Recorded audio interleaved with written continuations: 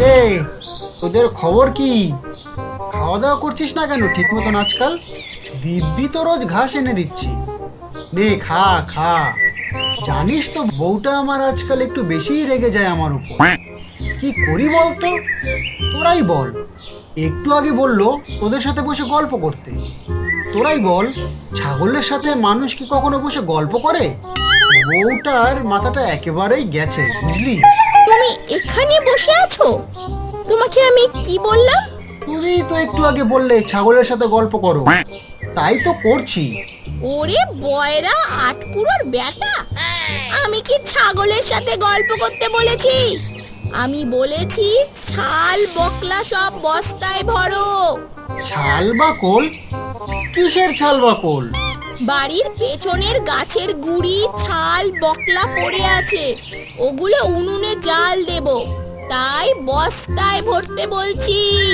ও, এই কথা। তা আসতে বললেই তো পারো, চিৎকার করছো কেন? আমি কি কানে কম শুনি নাকি? দূর হও, দূর হও সামনে থেকে। বাবা যে কেন তোমার সাথে আমার বিয়ে দিল কে জানে। কি বলছো কি তুমি?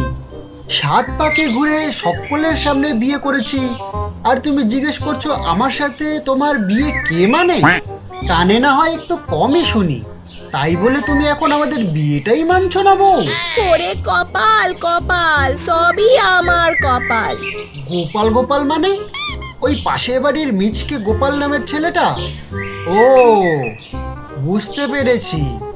এসব চলছে তাহলে ঘরে আজকাল, তাই না? তোমার ওই গোপালের সাথে ইটিস পিটিস আমি বের করছি, দাঁড়াও। তাই তো বলি, কেন তুমি আমাদের বিয়েটা মানছো না? তাই তো বলি, সেই তখন থেকে গোপাল গোপাল করছো কেন? সকাল সকাল তোমার বাবা দাদাকে দোষ কেন দিচ্ছিলে আমাদের বিয়ে দিয়ে যাওয়ার জন্য? আমি কি বলছি আর তুমি কি শুনছো? আমি ঠিকই শুনেছি, দাঁড়াও, তোমাদের ব্যবস্থা আমি করছি। আমি আজই মোড়ল মশাইয়ের কাছে যাব।